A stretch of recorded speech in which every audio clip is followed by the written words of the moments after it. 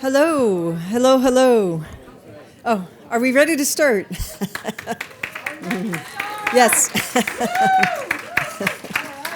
Oh, thank you, thank you. Well, good evening, everyone. My name is Sherry Ryan. I'm the Dean of the Marx School of Public and International Affairs. It's my great pleasure to welcome you this evening to our phenomenal event. And I would like to begin by extending our deepest thanks to Erwin and Rosalind Engelman, sitting here in the front, for their generous, thank you, well-deserved, their generous support of the Lily and Nathan Ackerman Lecture Series, which is this event this evening on equality and justice. This lecture series was named in honor of Rosalind's parents and is intended to shine light on major questions of equality and justice. So thank you all for being here. I'm looking forward to the speaker this evening and anticipate it will be really engaging.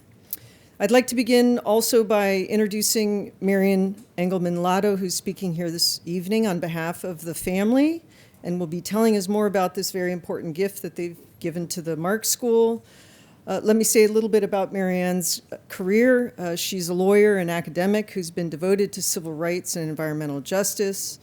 After starting her career at the NAACP Legal Defense and Educational Fund, she joined the Marx faculty. And since that time, her experience includes many years in the nonprofit law sector, running environmental and climate justice clinics at Yale and the Vermont Law School, before she was tapped to join the Biden administration. She served as an appointee in the Office of General Counsel and led the newly created Office of Environmental and External Civil Rights at the EPA before the end of that administration.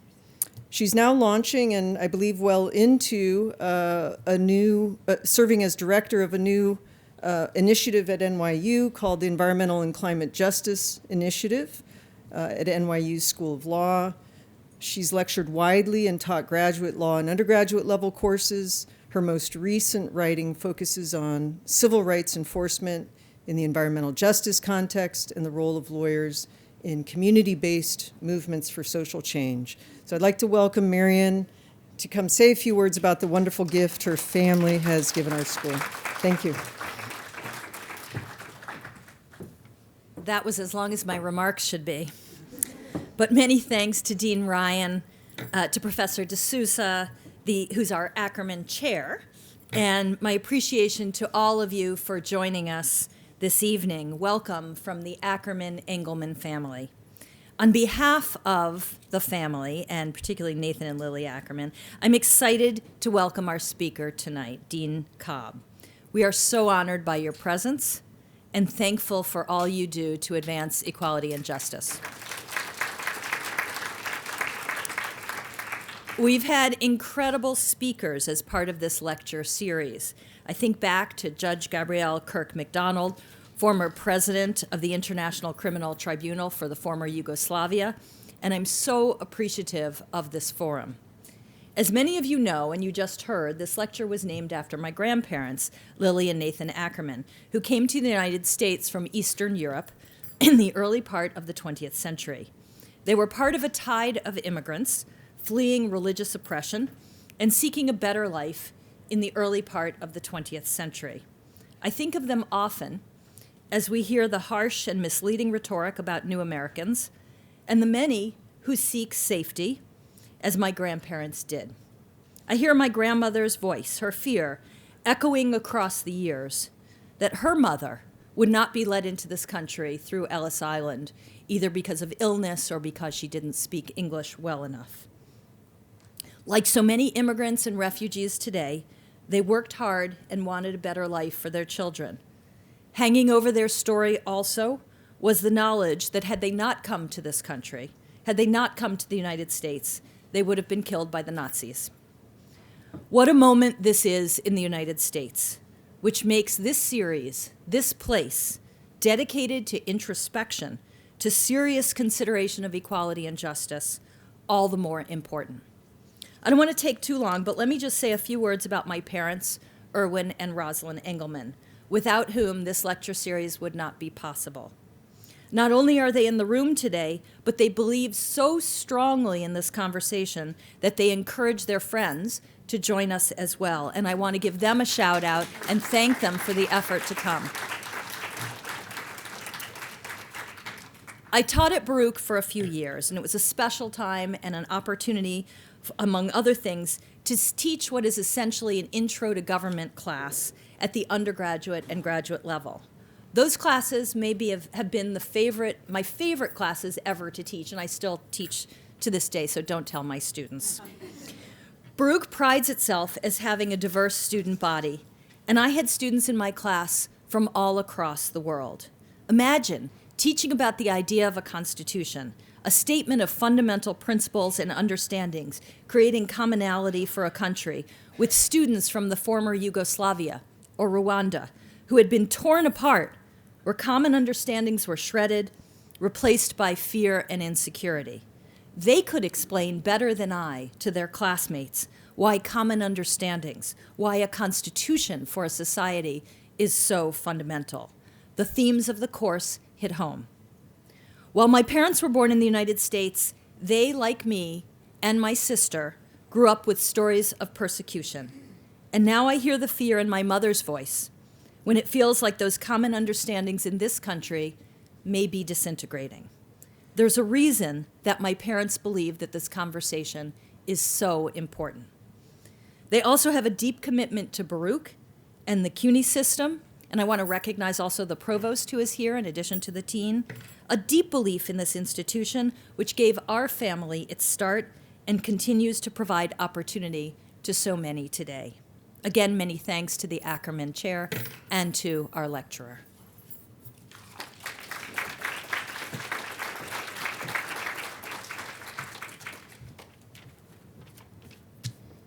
Thank you so much, Marian, for sharing the beautiful story of your family and for being here to share that with us. So I'd like to introduce Anna D'Souza, our Ackerman Chair, also generously funded by the Engelman family. Anna D'Souza is in her 12th year at the Marx School. She is a development economist who studies issues related to food, nutrition, security, price shocks, conflict, governance, and trade. Before joining Baruch, she worked as a research economist at the Economic Research Services of the U.S. Department of Agriculture, where she received the USDA's Secretary's Honor Award. She's worked as an adjunct professor at Johns Hopkins School of Advanced International Studies. She's also worked as a consultant for the World Bank and a Peace Corps volunteer in Senegal.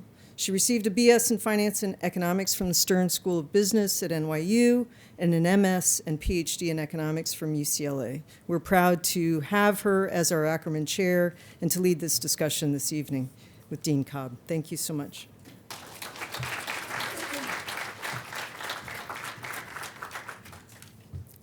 Okay, good evening, everyone. Every time. We do this once a semester. Okay, ready? Good evening, everyone. Good evening. All right. First, let me say hello to all the students here, because I see a bunch of you. So put your hands up, and let's all clap for you. Let me tell you, you may not know it. That's why we work here, okay? We literally come to work so that we can be with you, okay? We do research, we do service, but in our hearts, it's being, for many of us, it's being in the classroom and being in places like this where we can expose you to some wonderful public intellectuals, people who are really kind of at the cutting edge of what the discourse is in the US. And this evening is going to be a perfect example of that. I'll keep this very brief because I think we'll have time when we talk about Q&A for me to ask some questions. But the reality is that, you're proud to have me as chair. I am honored to be a chair of this. I feel extremely lucky to be able to look for people like Dean Cobb and ask them to come and be with us in community. And when they say yes, it's like it makes not just my whole day or week, my whole semester, really. And why is that? Because like many of you, I am struggling right now in a world that for me and my generation, so I'm 48, and so, I know there have been worse things before, but some of us who are around my age have seen really good times for a long time, and when I say good times, I mean political stability, more or less economic stability in the U.S. And there are many things that are going on these days that are quite destabilizing for people. We're in a more chaotic time here in the United States when we think about laws and regulations and norms and precedents and things like that. And so what am I doing? I'm looking for a little bit of hope, right? And that comes in a couple of ways. One, it comes with people who have more knowledge and kind of more experience to help those of us who are yearning to do something, to help us kind of go in directions of movement where it makes sense for us, what we can give in these moments, right? But it also is important to put in context, historical context, what we're living through.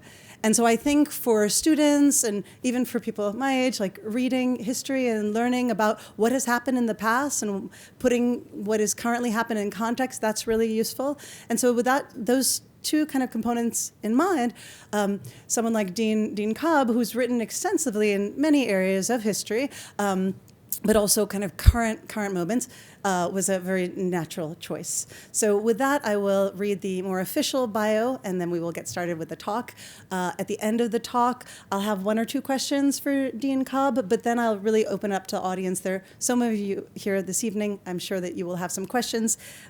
Please think about that as you listen to the talk.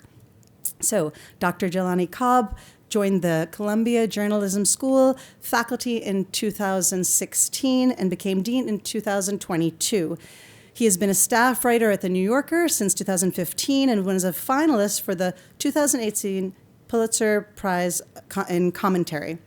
He is the author of several books, most recently, 3 or More is a Riot, and he is the editor or co-editor of several volumes. His expertise ranges from history and politics to race and social justice to hip-hop and culture. Dr. Cobb has a BA in English from Howard University and completed his MA and doctorate in American history at Rutgers in 2003. He currently serves on the board of directors of the American Journalism Project and the board of trustees of the New York Public Library. In 2023, he was elected to the American Academy of Arts and Sciences. And finally, from his alma mater, I loved this quote from Howard University's magazine, The Dig. They say that Dr. Cobb is a writer who has helped the nation make sense of race, politics, and power, a documentarian who brought the stakes of the voting access into homes and classrooms nationwide, and a scholar who moves deftly from Reconstruction to hip-hop. So with that, please join me in welcoming Dr. Jelani Cobb. Thank you so much. Good evening, everyone. Thank you for coming out on an evening where it was easier to stay in. I'm very happy to be here. I want to first say thank you to Rosalind and Erwin Engelman, to Marion, to Professor D'Souza, to Dean Ryan, to Provost. I don't actually know your name, but thank you, Dean Provost Essig, and for all of you. I don't take lightly the opportunity to engage in these conversations. I think that it is a responsibility, particularly of particular import right now. I will tell you, I get a lot of invitations for things, and I'll tell you why I said yes to this. And that is because I believe that these institutions, particularly our CUNY institutions, are fundamental to democracy making. And that we have to do everything that we can to shore up and protect these institutions at times like these, in times like these. That was brought home to me today, about less than 12 hours ago, because as some of you have seen, at 6:30 this morning, one of our international students at Columbia University was seized by ICE. It's important to note, because I'm talking at an institution that has a significant population of international students, that we have to be mindful of the kinds of threats that abound. The building that she lives in is not on the campus proper, and the DHS officers did not have a warrant, did not demonstrate any warrant to grant them access to the building, and so they gained access to the building using false pretenses, identifying themselves as NYPD officers. And so they described themselves as NYPD officers, and they said that they were there, according to the reports that I have been received, they said they were there searching for a missing person. And they showed a picture of a little girl who was estimated to be about 5 years old. So people were sympathetic, gave them access to the building. They knocked on the apartment door, said they were looking for a missing little girl, and then, having been granted access, opened the door. They then went in and seized this person. The upside of this is that Mayor Mamdani, who was in Washington, D.C. On an unrelated matter, brought up this subject and was able to procure her release. We're very happy about that. I think, however, that does not obscure the fact that immigration policy should not be conducted on the basis of whether or not you know someone or whether or not there's someone powerful who's willing to intercede on your behalf, and whether or not there's a kind of ability for people to deceptively gain access to someone's premises and then drag them away under the cover of darkness. And so these are very serious concerns that are anchored in a kind of problem of anti-democracy that I want to get into as a subject of my talk today. The title of this talk is Where We Went From There. And what I mean by that, it is a play on the title of Dr. Martin Luther King's last book, Where Do We Go From Here? That book was published in 1967. It says, Where Do We Go From Here? The subtitle is Chaos or Community. I want to talk a little bit about the context of that book, what Dr. King was thinking about, what it means for the current moment, and how we might begin to move forward. In 1967, when Dr. King wrote that book, he was trying to make sense of the crossroads that the civil rights movement had found itself at. Having begun a dozen years earlier in Montgomery, in this kind of unlikely trajectory that this movement had taken from a very humble beginning to become a globally recognized movement that had earned him the Nobel Peace Prize and had transformed the landscape of not only possibility for African Americans, but possibility for American democracy in the space of that comparatively short time.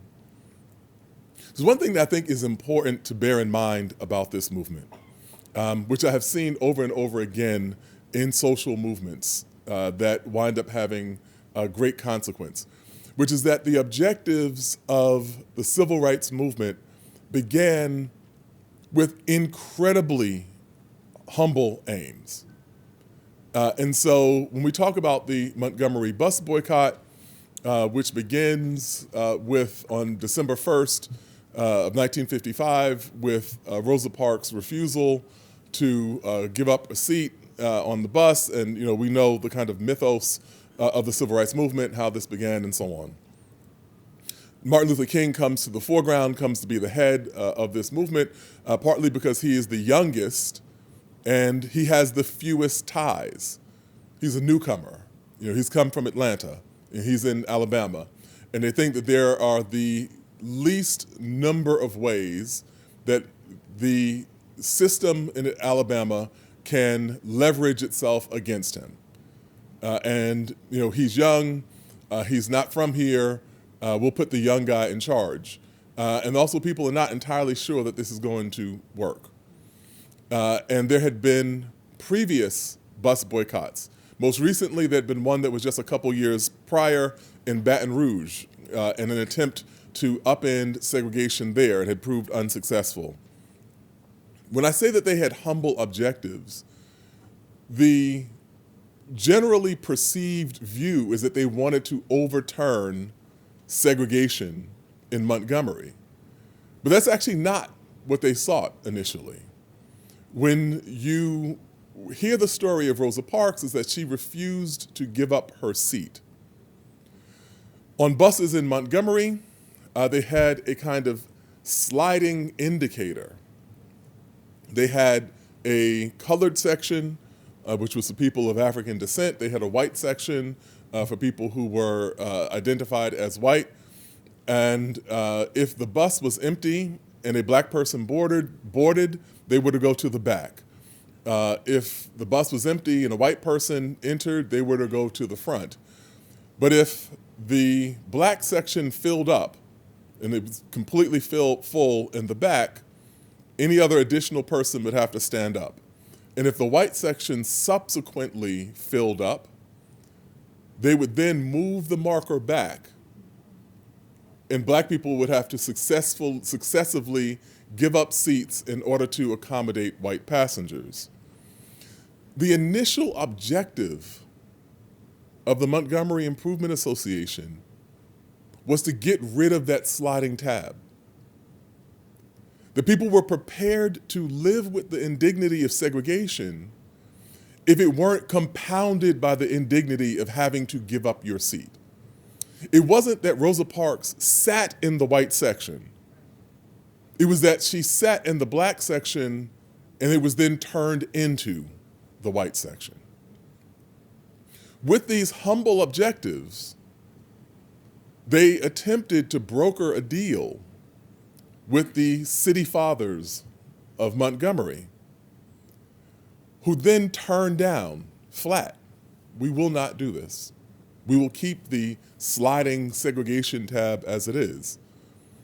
And then as an act of escalation, they said we will then organize in order to get rid of segregation altogether.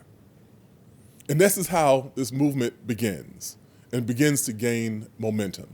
And all the other things. I won't get into everything that has to happen in order for that movement to achieve what it achieved. But in a stunningly short period of time, we see the growth of a national movement.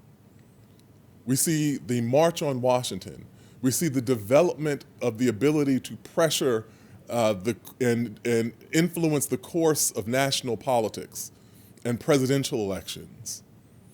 And we see the passage of the 1964 Civil Rights Act, which transforms the landscape of the United States, outlaws segregation and discrimination and public accommodations and a whole array of areas of American public life.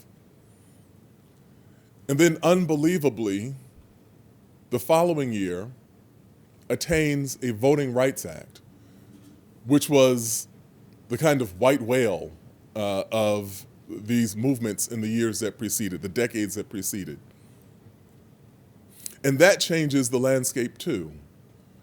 We have just a couple hundred African Americans who are elected to public office in 1964, when this law is being drafted and being debated. And then 1965, I should say. And then within a few years, that number has jumped into the thousands. And by the 1980s, you get to about 11,000 elected officials, African Americans who are office holders, most of them in the South, most of them in states of the former Confederacy. They go from having just a handful of African Americans who were in Congress to being able to found in 1972 the Congressional Black Caucus, which now has 62 members. And subsequently, the creation of a Congressional Hispanic Caucus, which has 43 members currently. And you begin to see communities that had previously been excluded from American politics able to exert influence and to advocate for their interests in the political sphere. In 1966, Dr. King begins a campaign, having seen these two signal pieces of legislation, begins a campaign in Chicago. As a matter of fact, last month marked the 60th anniversary of Dr. King's arrival in Chicago. He rented a overpriced apartment in what was then referred to as the ghetto, and began bringing attention to the very many areas of failing in urban life in Chicago for the black community. But Chicago was a different terrain.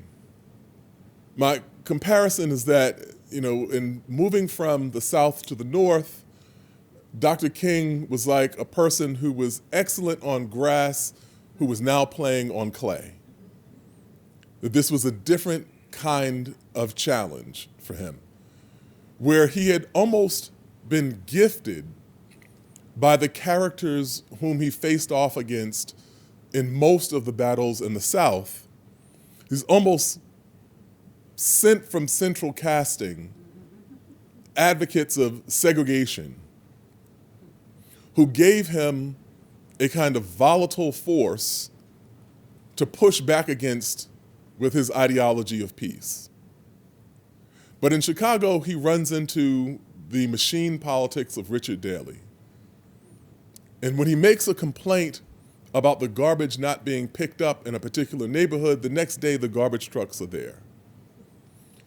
When he talks about the systematic deprivations that people are experiencing, Richard Daley holds a press conference and thanks Dr. King for bringing these things to their attention, and then sets out to address them.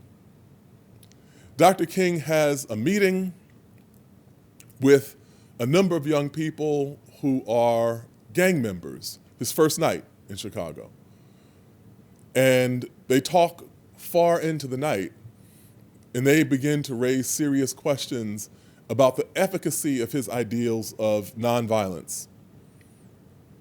And over the course of the months, he is in Chicago for 9 months, and they really don't have much to show for it. They hold one march in Cicero, which is a suburb of Chicago, and there is a tide of hate that pours down upon them. They are countered or opposed by a man by the name of Lincoln Rockwell, who was the head of the American Nazi Party. And this is not the kind of neo-Nazism that could be attributed to a failure to understand history or people who don't understand what this was. This was barely 20 years after the end of World War II, a war in which 500,000 American soldiers died to defeat fascism. And 20 years later, they're able to march in Chicago, in the suburbs of Chicago, with substantial support because they are opposing Martin Luther King and his ideas of integration and housing. It's in the aftermath of this that the following January, he takes about 6 weeks and sits down and begins working on the book, Where Do We Go From Here? And he's really trying to sort through the challenges that the movement faces. And he begins striking out in some new directions that he pursues, but doesn't have time to fully develop over the course of his life, which we know at this time was drawing toward its end. He writes in that book about the need to address the shocking contradiction of the United States having the largest economy in the world and being the most prosperous nation in the world, but the existence of widespread poverty and the systemic absence of opportunity that coexisted in the context of all of this abundance, that crossed lines of race and region and background. We know this eventually develops into what becomes the Poor People's Campaign. But in the pages of this book, he talks about a radical idea, a new concept for him, which is the idea of there being a universal basic income, and there being a universal floor through which no American should live beneath, a kind of social safety net. He also explores what he calls the politics of backlash. And he says that there has been, one of the things about Dr. King, we think about him theologically. He was very knowledgeable about theology. He had a doctorate in the subject, but he was also deeply versed in history, particularly American history. And he frequently makes reference to the findings of various historical scholars. One of the things he points out there, he goes back to the histories of Reconstruction and the aftermath of the Civil War, and charts the ways in which movements forward have been consistently hampered by a kind of retrograde or reactionary tendency that produces a backlash. And the backlash is usually articulated not in the sense of wanting to maintain a hierarchy, but ironically wanting to achieve a kind of equality. I'll tell you this just as an aside. I talked with someone, I had a friend, a colleague, who was once the head of a government agency. I won't say what agency it was. But he said one of the most ironic things that he found in the course of this job was that he would have to deal with lobbyists who would get on his calendar or approach him and find kinds of ways that they wanted to make their case to him. And he said they would come up with proposals that were so wildly unfair, that would so heavily stack the deck in favor of a handful of affluent companies and or individuals. And these things they were indefensible. But the one line that he consistently heard in the course of these interactions was, at some point people would say, we just want to level the playing field. And this is the idea that King seizes upon. And he says, in the aftermath of slavery, it was actually possible for people who had held other human beings in bondage, who had trafficked them, sold them, raped, beaten, bred, and abused them, and who had fought to their last man for the right to continue behaving in these ways, to, at the conclusion of the war, look at all that had transpired and understand themselves as victims. And this was where the myth of the lost cause was born. King had seen this himself. In the course of the battles, the epic battles over the passage of the 1964 Civil Rights Act, which is subject to the longest filibuster prior to last year, what had been the longest filibuster in American political history. And in the midst of this, a senator by the name of J. Lister Hill stands up and gives a speech saying that he does not believe in hierarchy. He does not believe that the Constitution should allow any group of people to have more power than any other group of people. Now, to our minds, we might think that J. Lister Hill was articulating an argument for support of the 1964 Civil Rights Act. In fact, J. Lister Hill was a senator from Alabama, and he was articulating the reasons why the bill should not pass, because he believed that protecting the civil rights of African Americans would bestow upon them rights and privileges that white people did not possess. He just wanted to level the playing field. Now, when I talk with my students about this, I would say the logic of that is similar to saying there's a car accident, you see someone who's been hit by a car, you run out and call an ambulance, and the ambulance shows up, and a person who's standing on the sidewalk who has not been involved in any accident at all says, "This is discrimination. You called an ambulance for that person who'd been in the accident, you didn't call an ambulance for me." But this is the logic of it. And so Dr. King understands what's happening as this begins to develop and transpire.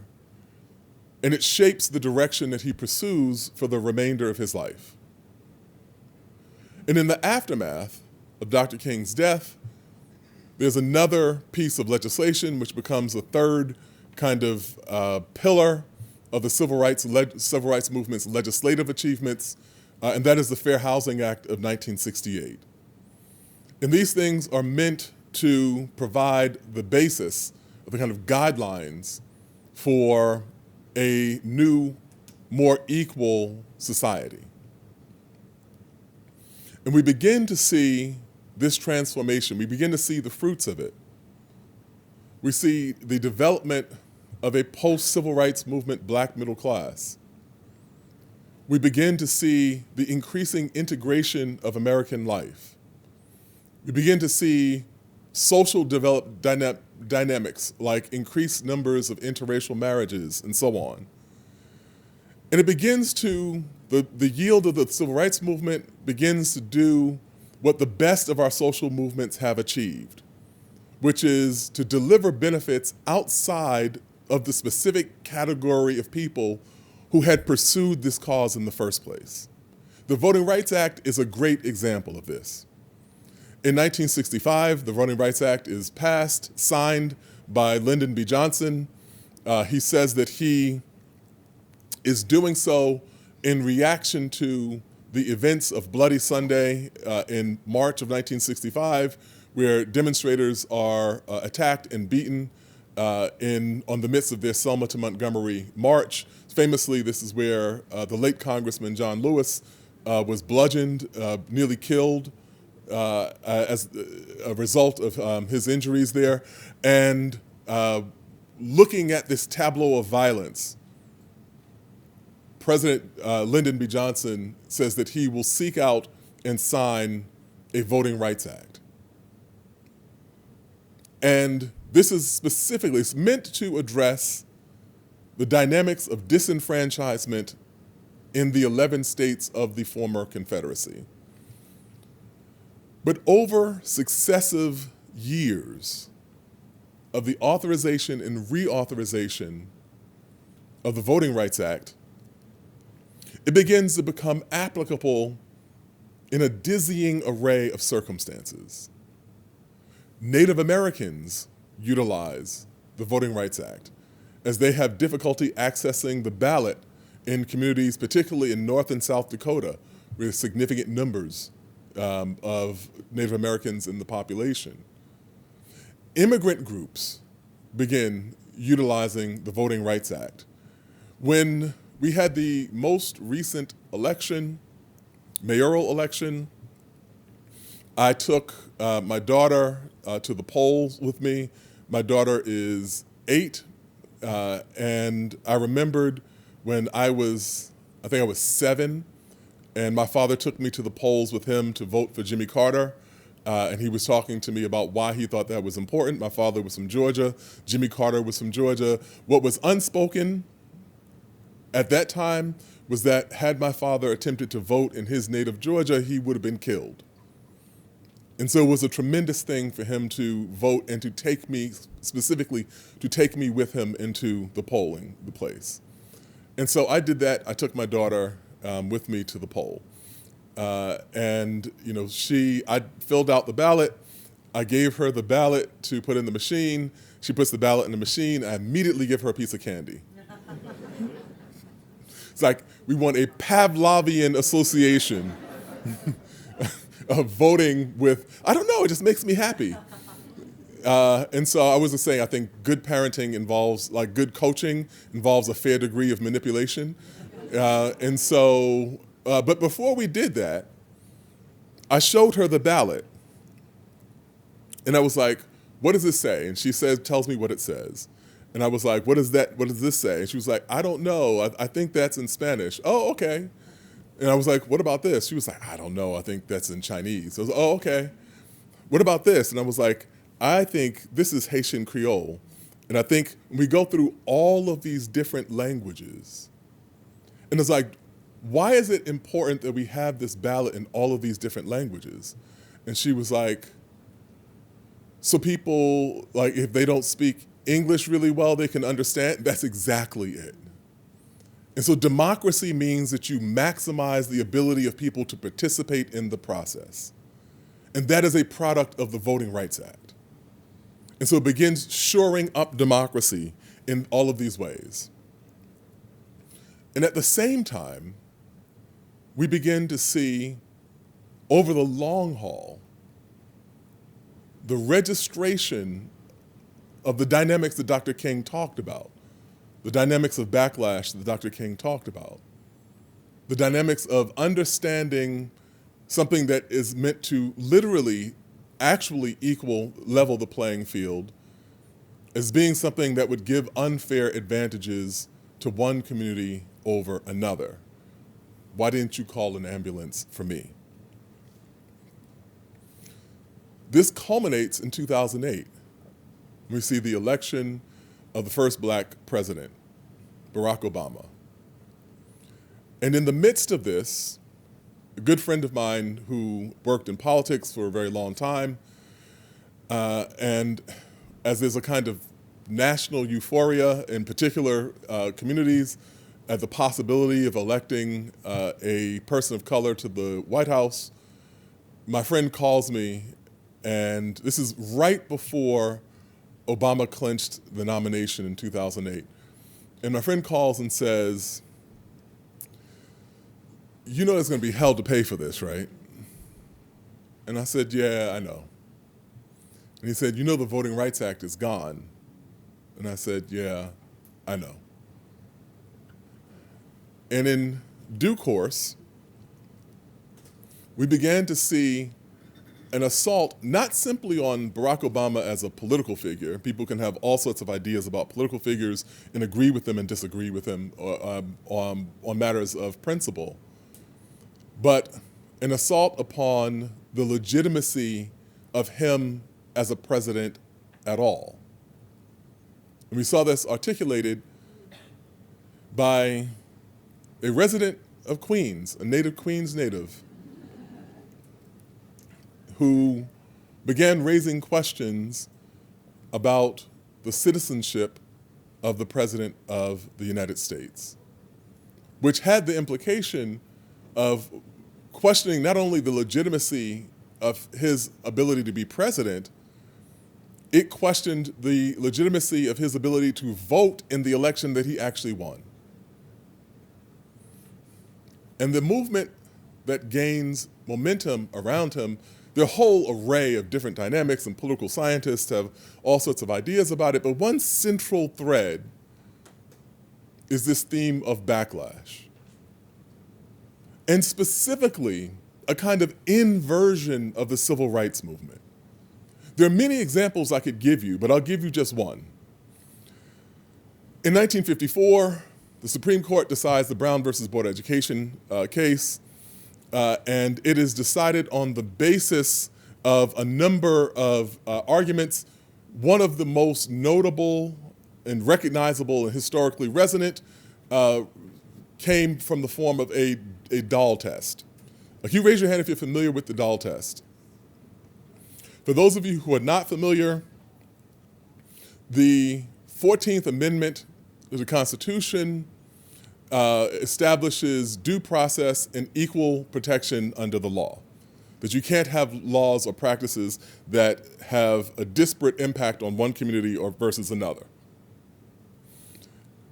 The argument that segregation could be separate but equal was a way of fitting a kind of racial hierarchy into the 14th Amendment, saying that you can be separate, but you will be equal. And the argument that the NAACP is making in Brown versus Board of Education is that the only reason that people are separate is because you believe them to be unequal.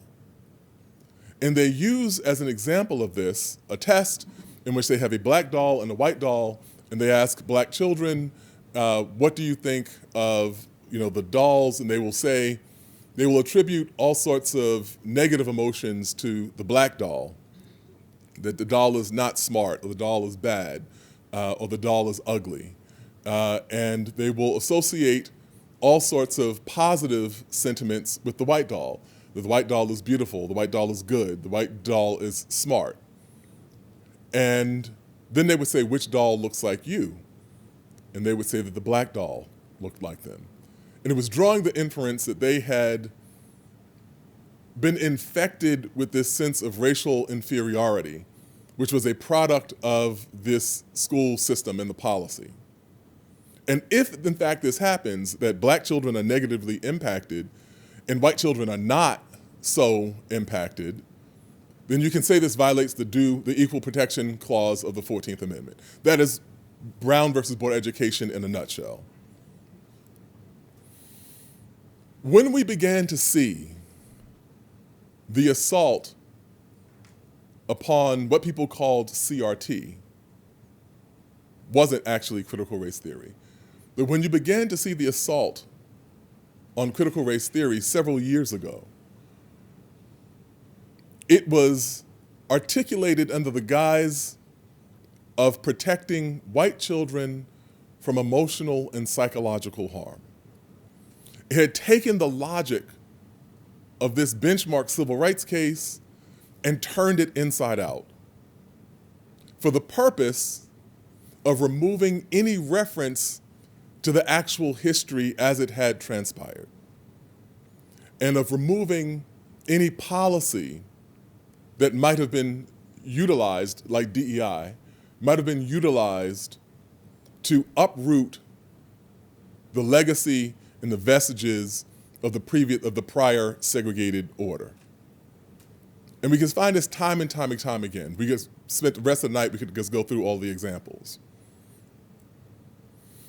And so what we find ourselves in is a moment of backlash, a classic style of backlash. It also has articulated a contempt for immigrants.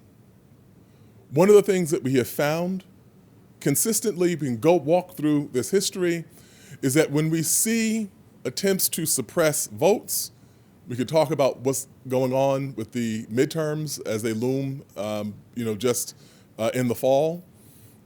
But as we see attempts to suppress votes in American history, they very often coincide with attempts to suppress immigration. Because if you begin with a nation that is with the founding creed of we the people, you are setting yourself up for an epic battle over who is included in the category of we. And so these things happen again and again and again. As a matter of fact, in 1965, I wrote about this in the New Yorker not long ago. In 1965, Lyndon B. Johnson signs the Voting Rights Act in August, and then about 7 weeks later, he signs the Johnson Immigration Restriction Act he signs the Hart-Sellers Immigration Reform Act of 1965, which opens up the doors of American immigration, which had previously restricted people from immigrating from places like Africa and Asia and Latin America, had only allowed very small numbers of people to come from those places, literally transforms the face of American society and American immigration. And so those two dynamics those two bills that Lyndon Johnson signed in 1965 set us on the course to the present reckoning that we have. In some way, culminated in the text message that I received this morning saying that our student had been seized from her dorm and that we were unaware of where she had been taken by ICE. So, what does this mean? I think that what we should take from this is not that we are perennially locked in this kind of back and forth dynamic of progress and backlash. That we've experienced backlash consistently, but we have to think about climate, not weather. If we talked about weather, we would say that New York is freezing. We say this winter has been epically cruel and difficult. If we talked about climate, we would say that the long-term trend, however, has actually been toward warming in a way that's important, that we have to understand, that we have to grapple with. And so there's a distinction between the dynamic that we're seeing at the moment and what the long-term possibilities are. The movements that I talked about, and I've only talked about movements kind of seeking racial redress, we could talk about lots of other ones. The movements that we find to be most significant and most resonant began in times of difficulty. The civil rights movement, the modern civil rights movement, begins in the heyday of segregation. It doesn't begin in 1955. People place it back a decade earlier, at the end of World War II. Some people put it even earlier in the 1930s. These were not boon times for civil rights advances.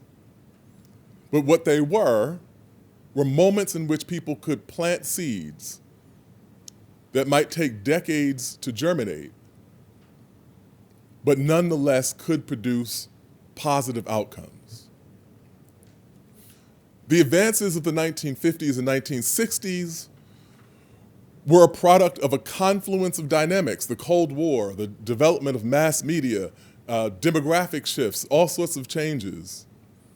But unless they had begun that work in difficult times, they would not have had a vehicle to push for those advances once the climate became more forgiving.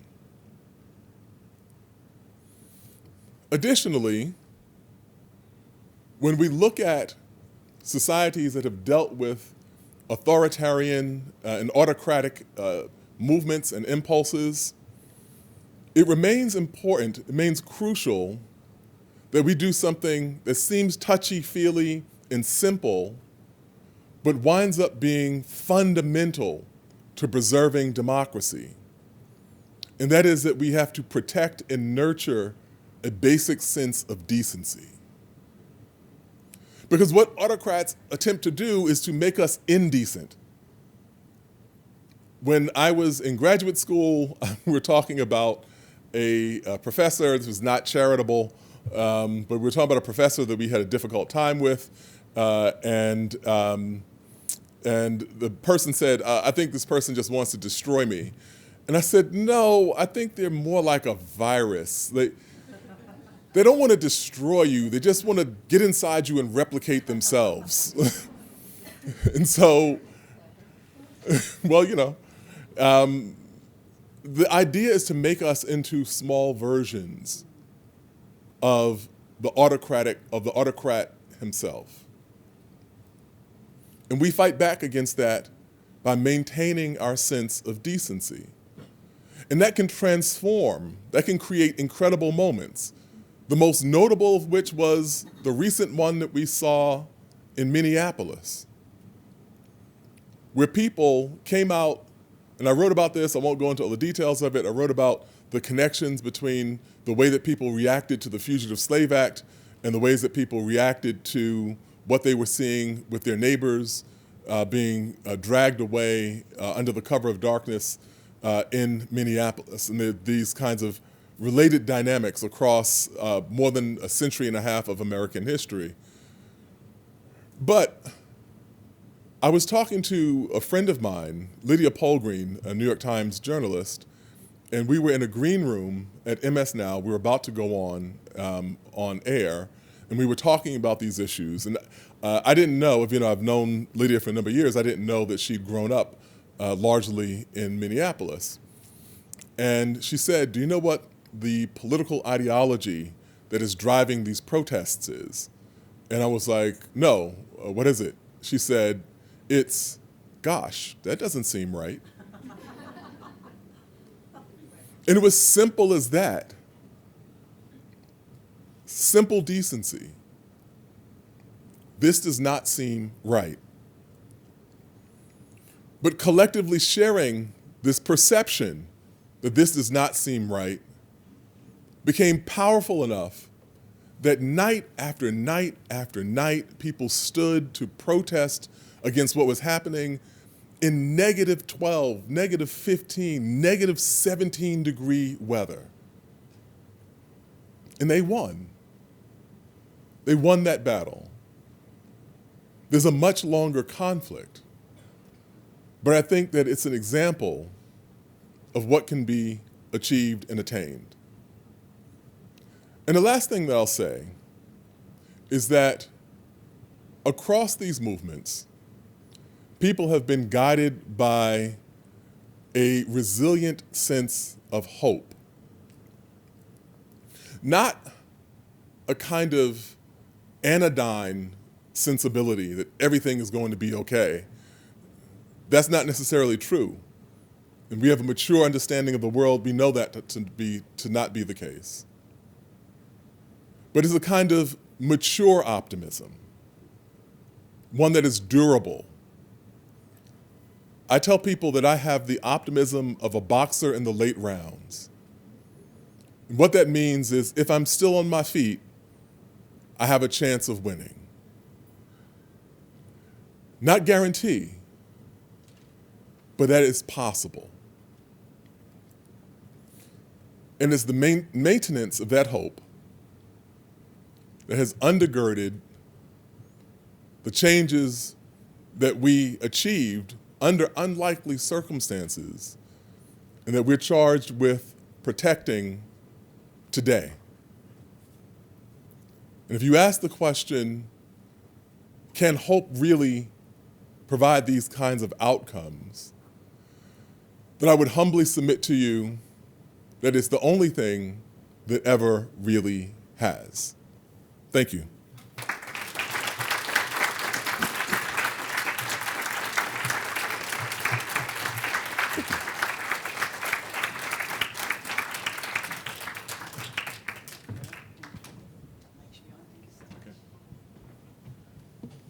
Okay.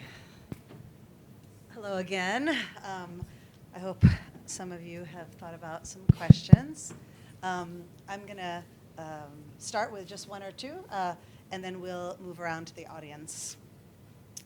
So, well, you mentioned, this is on, right? Yes, okay, great. Speak louder and towards you. Yes, I will use my professor voice. That's what my mother calls this. So, my first question is, you mentioned the Black Lives Matter movement, or I think you mentioned it in your discussion. To just tell us a little bit about how you see it in the context of broader social movements.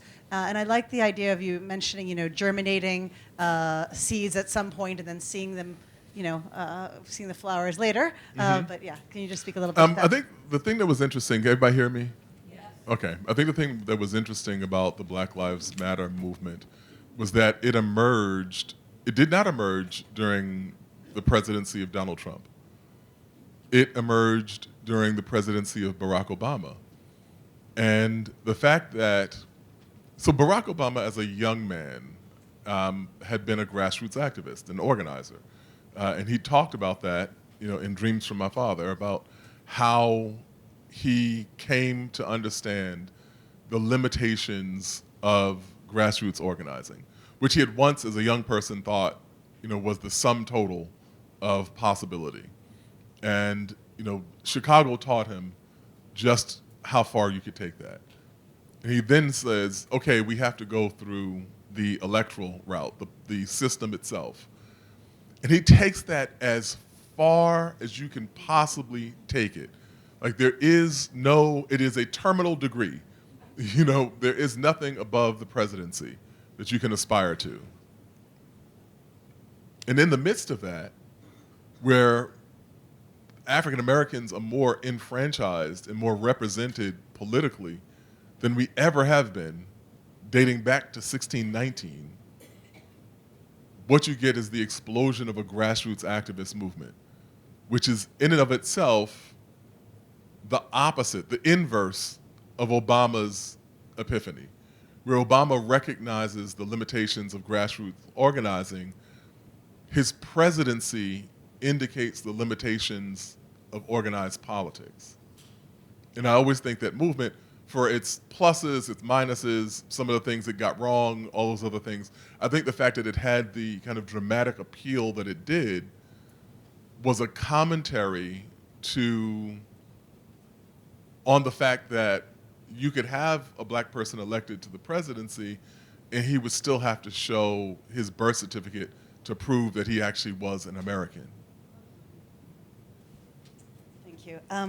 So you mentioned a bit of the DEI. I'll just say for everyone, diversity, equity, and inclusion, related policies that have been rolled back by the federal government right now.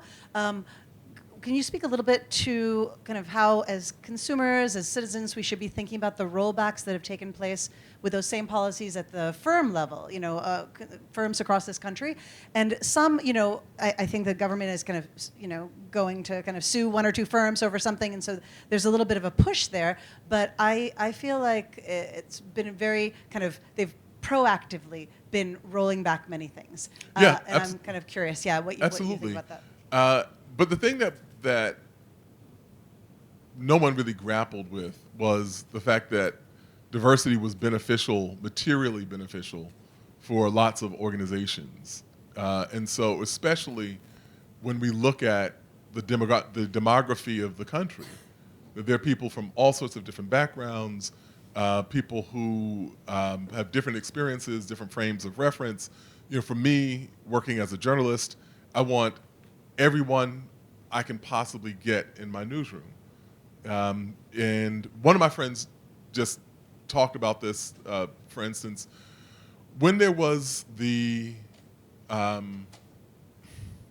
obscene slurs that were being hurled at the Haitian community, particularly the Haitian community in Springfield, Ohio, a journalist friend of mine who is Haitian American and who speaks Creole went to Springfield to begin reporting on what was happening there.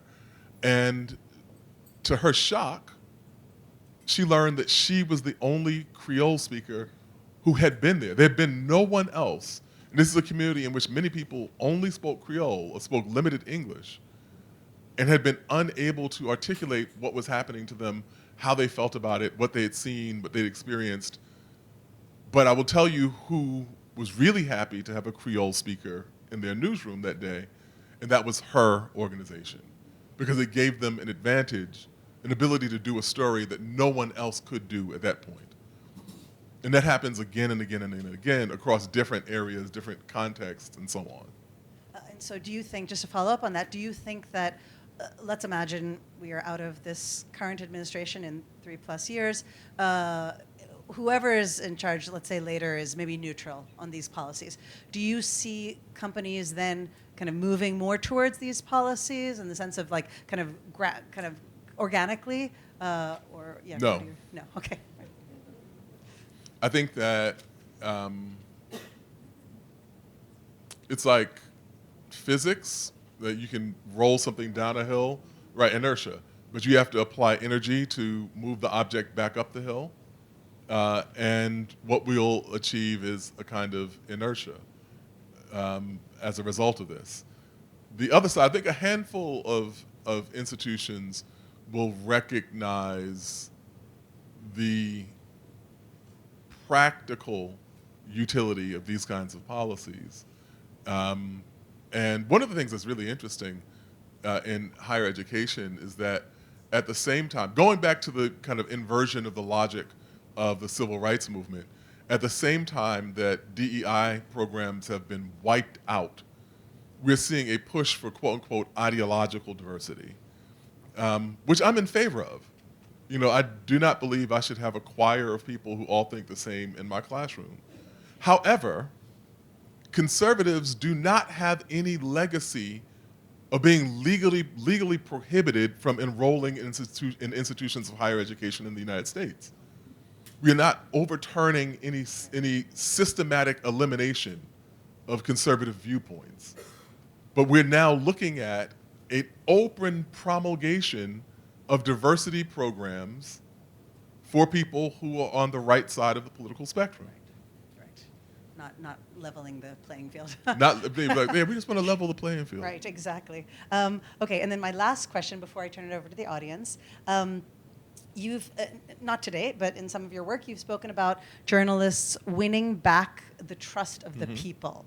I was wondering, for those students and for those of us who are not in journalism here, are some of the strategies, when you think about that, how a journalist goes to win back people's trust, are some of those strategies applicable to other fields? I can think of, I'm an economist, and this administration has definitely been against kind of data and science and statistics and gathering data. And then, you know, the backdrop of the US having a bit of an anti-intellectualism kind of sentiment for a very long time. Yeah. So I think there are a few things. One, I think that we have kind of allowed higher education to be parodied, you know, in particular ways.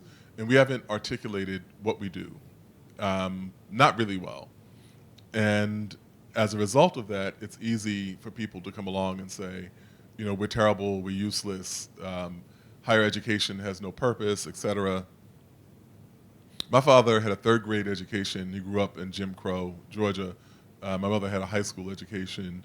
I can tell you for a fact that my life looks very different from my parents, that because of the social interventions, the societal interventions of preceding decades, because I was able to go to really quality New York City public schools, and I then went to an HBCU, and then I got a master's and a doctorate from a state university.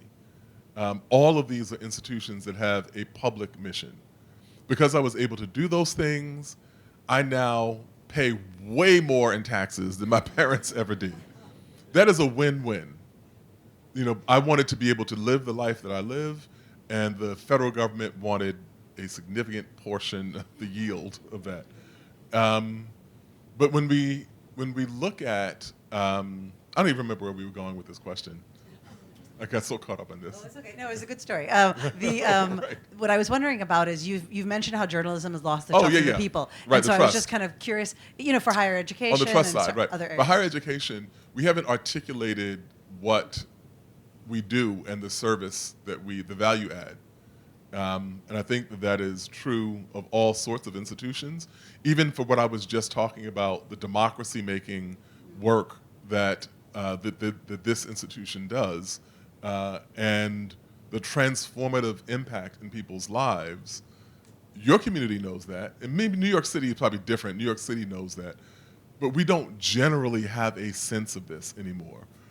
Whereas if we would go 30 years ago or 40 years ago, we had a clear sense that higher education was an engine that made people's lives, that opened up a vista of possibility in people's lives. And so we have to tell that story. There's a lot more that we have to do. And I think that it begins with us being able to articulate that story. Thank you. Okay, so I'm going to come around with this microphone. Please speak loudly and clearly. And this is a new thing I'm going to add this year. I try it with my students sometimes. Please start by saying, "My question is," okay? And then you're going to finish that sentence. And this is no offense to the lovely guests that we've had in the past that have given us, 3, 4, 5 minutes intro before the question, but we want to get as many questions as we can, okay? So please put your hands up. When I see you, I will come on over to you. Thank you. My question is, we know that in the last election, a third of the country did not vote. A lot of people were apathetic. So how do we encourage those to be a part of the multiracial democracy? And I did want to say one more thing.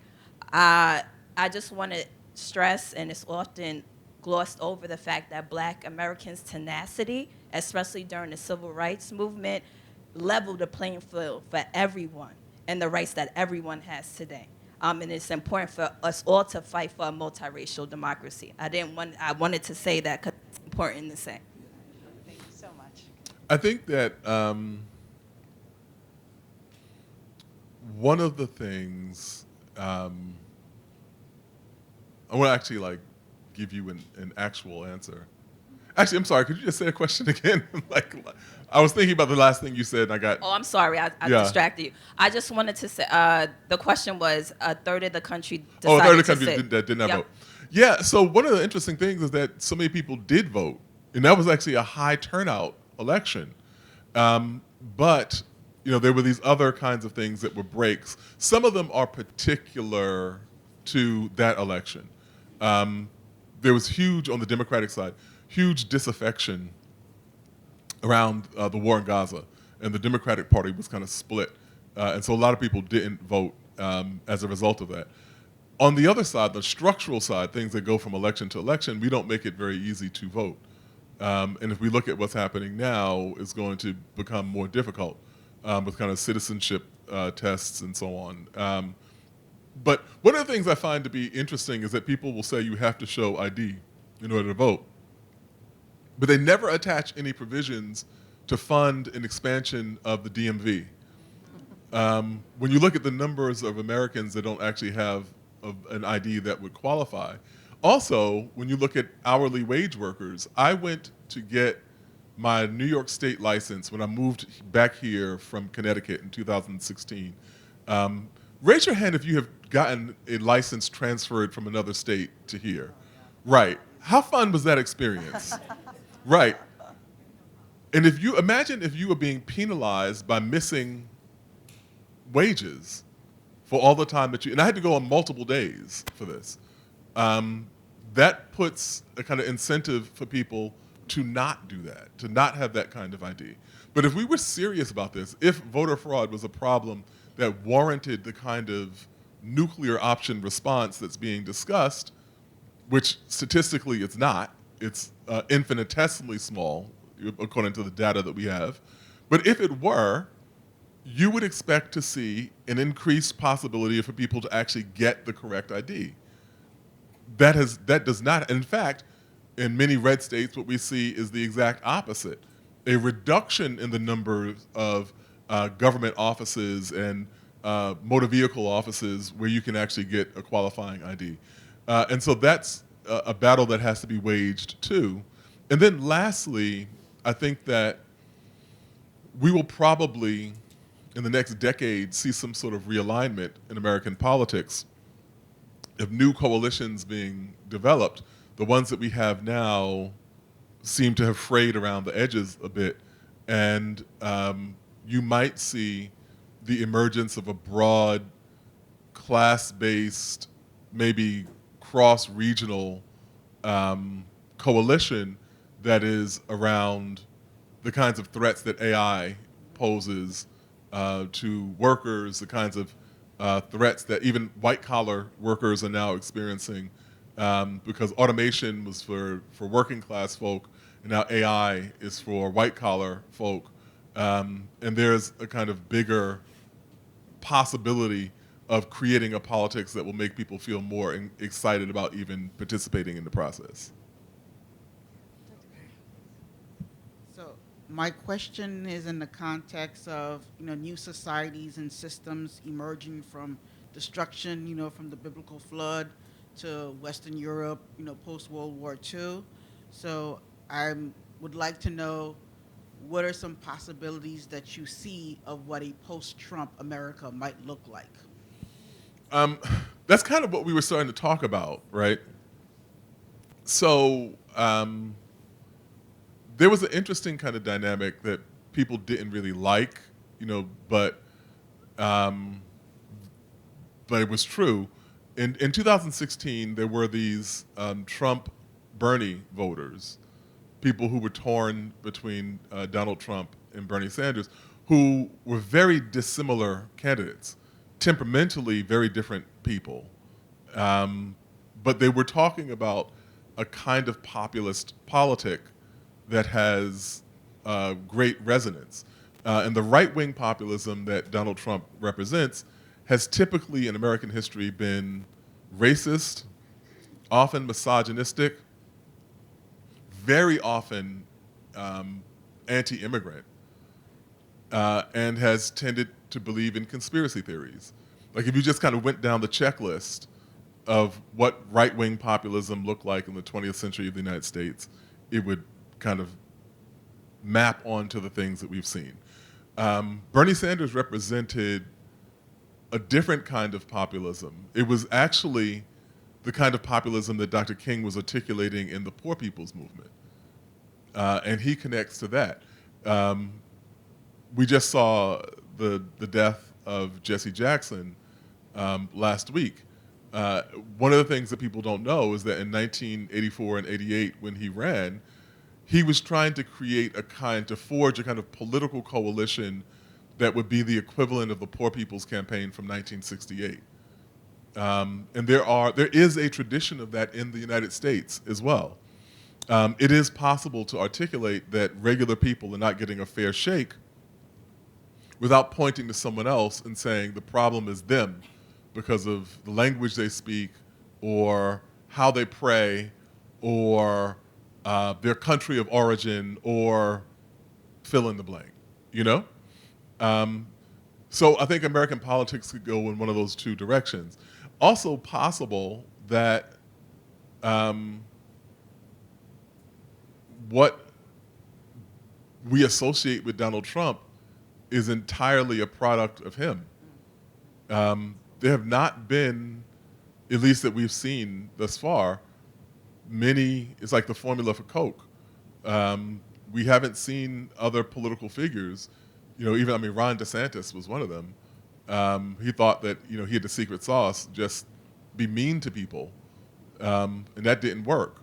And people were like, why are you wearing lifts in your shoes? Like, that kind of thing. So it might just be that this is a fever that breaks.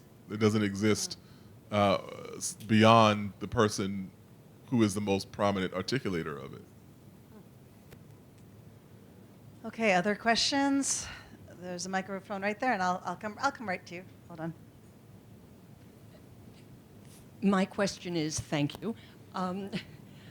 If we use your comments about DEI and look at it in terms of what's happening now with the anti-education, anti-science, lack of funding, and the regression or loss of all of the research and data sets, which we're told, some of which are being maintained, but I don't believe it, with the stacking of various organizations like the Advisory Committee on Immunization Practices, the CDC, we are really moving backwards very, very quickly.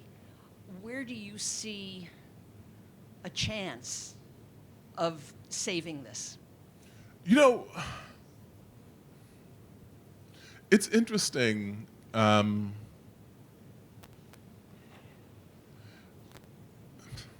So we have this weird crisis, and I was thinking about this just yesterday.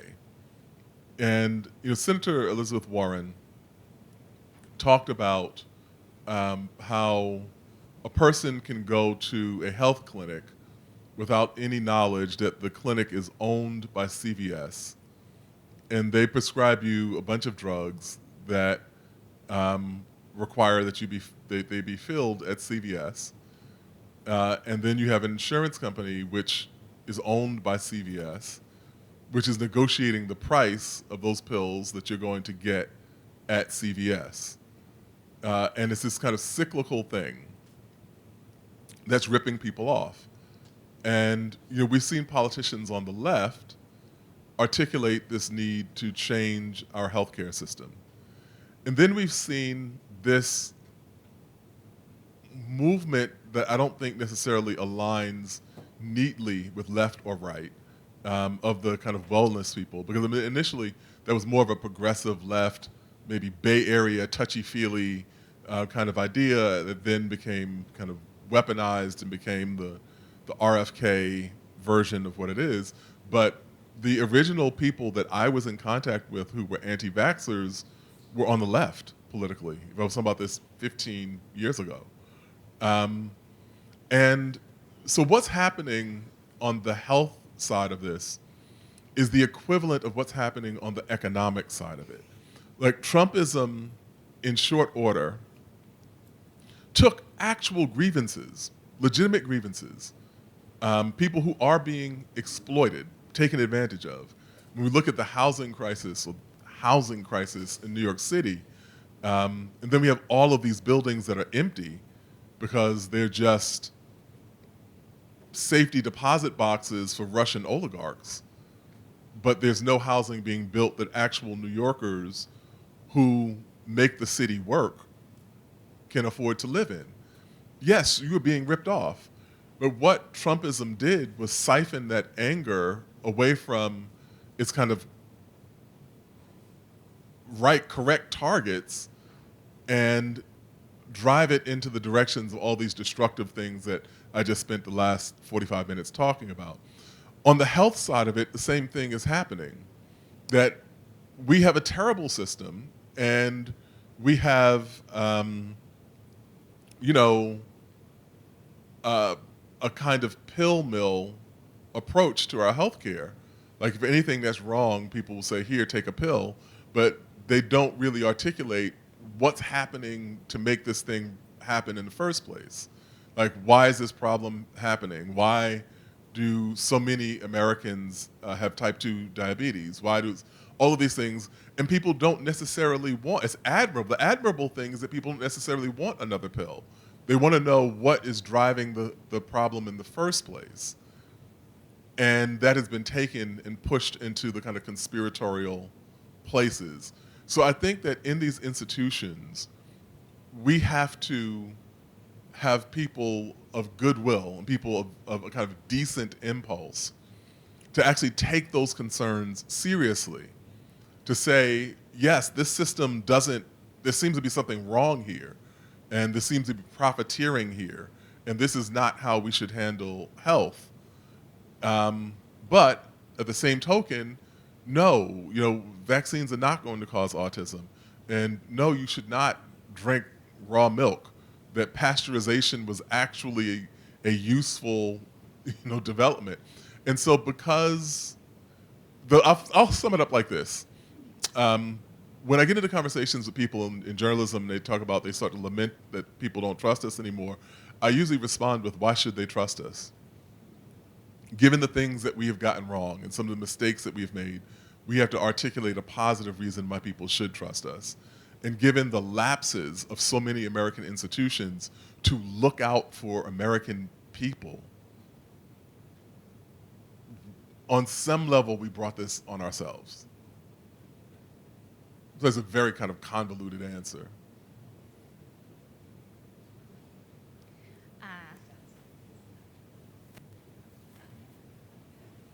Hi. Okay, so hi. Oh, okay.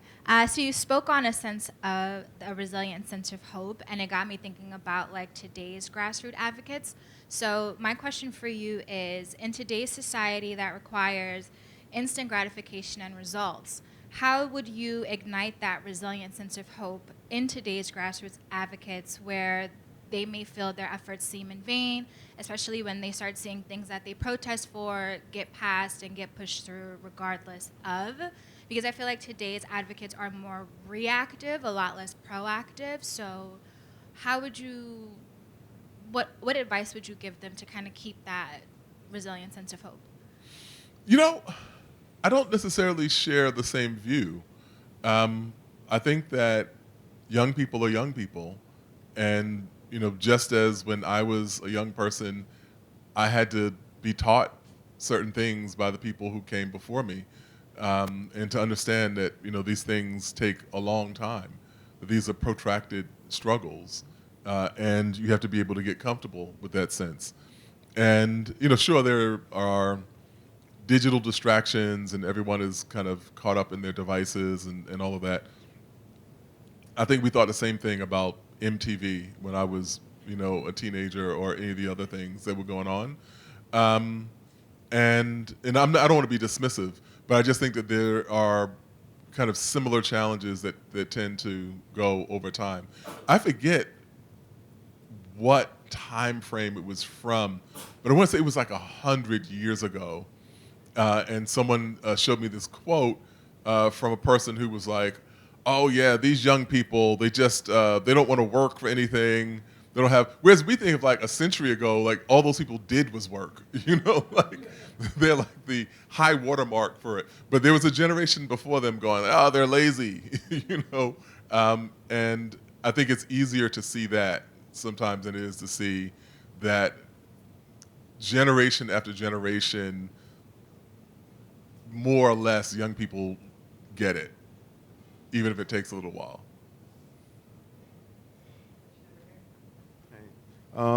My question is, you were speaking about highlighting education more today than in the past. Well, in the past, it was more highlighted than today. What is, like, I'm curious to know, like, what is your ideas on like how we should do that more now? On how? I didn't quite hear you. On how? On highlighting education, you were saying something. Uh-huh. Yeah, the importance of because you compete with social media and all these other things now. So curious to know what's your idea on how we could get back to 40 years ago, where education was kind of like the gold standard to like getting to where you wanted to go. I think there are a few things. Like, one, we're going through these tremendous changes in the economy, and so we don't know kind of what the path forward for young people is in terms of the career path. What are the things that you'll be able to do to reliably provide income for yourself for 40 years? Those answers used to be fairly straightforward. Now they're not. They change from 6 months ago to now, and they'll change again in the next 6 months. I think that we used to have maybe a higher degree of coordination between what American education looked like and what the economy would sustain.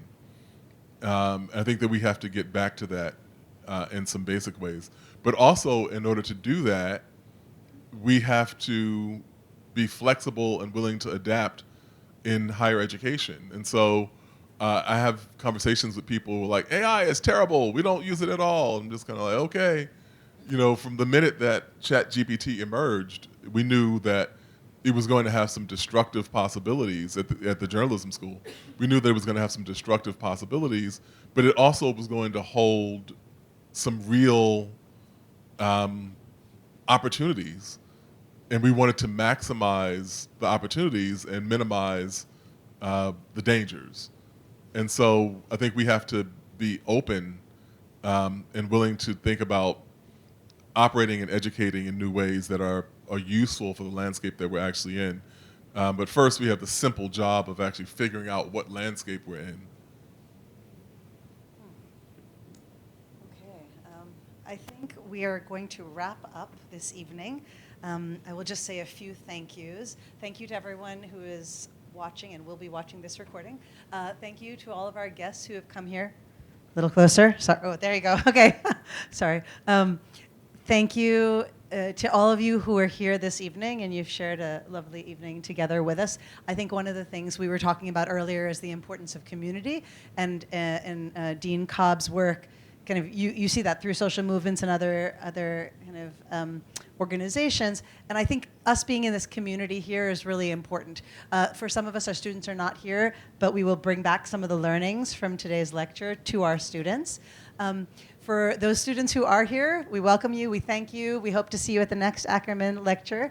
To everyone who organized this, and Diana Lazov and her team, I don't see her right now, but thank you so much. The Marx team who organized, thank you so much for the recording this evening. Thank you so much to the Engelman family. This really means a lot, being able to bring people like Dr. Cobb here.